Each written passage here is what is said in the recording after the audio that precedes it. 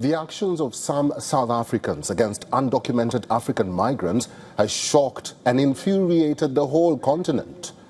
Nigerians in South Africa are increasingly seeking to return home amid renewed concerns over xenophobic tensions, with officials in Abuja confirming that many of those requesting evacuation lack valid residency documents.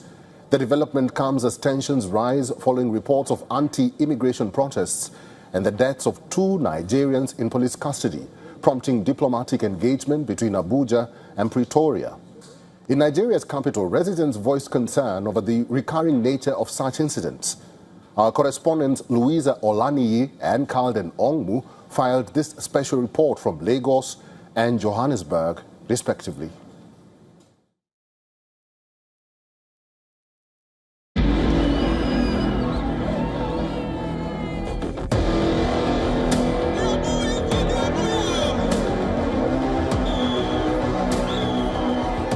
Armed and ready to fight the illegals.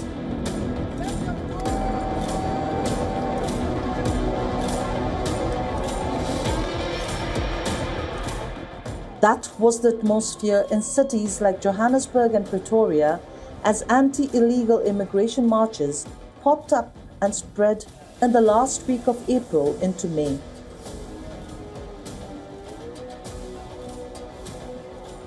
Fears of xenophobic attacks creeped back in a nation that has had a dark past with the vice. Ghana's High Commission advised its nationals to close businesses and keep a low profile, while the head of the Nigerian Union of South Africa told its members to remain indoors.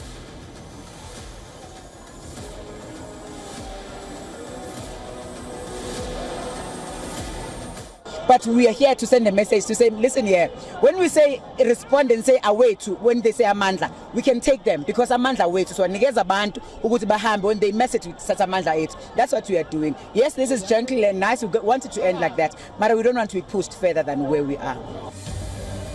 Anti-migrant sentiment has gained political currency in recent years, with some believing foreigners are taking jobs and unfairly benefiting from public services. Condemning recent attacks on foreigners, President Cyril Ramaphosa used his Freedom Day address, marking the country's first democratic elections in 1994, to also remind his country of their debt to other nations on the continent and supporting their struggle against the racist system of apartheid. We are a people who live the value of Ubuntu. We should never allow the legitimate concerns of our communities about illegal migration to breed prejudice and hatred towards our fellow Africans. We should not allow that to happen. At the center of black-on-black hatred is a state-sponsored and capital-sponsored hatred to distract you from giving you economic opportunities, to make you blame wrong people for your misfortunes. There's no Zimbabwe that took a land from you. There's no Zimbabwe that took a tender from you. There's no Zimbabwe that took a job from you. There are no jobs. The jobs Zimbabweans are doing, you don't want to do them. You are so educated enough to can do those slave jobs. That's why, not that you are lazy. You are not lazy, you know your worth. Previous protests linked to immigration have sometimes escalated into violence, prompting calls for restraint and protection of vulnerable communities. South Africa is home to about 2.4 million migrants, just less than 4% of the population, according to official figures.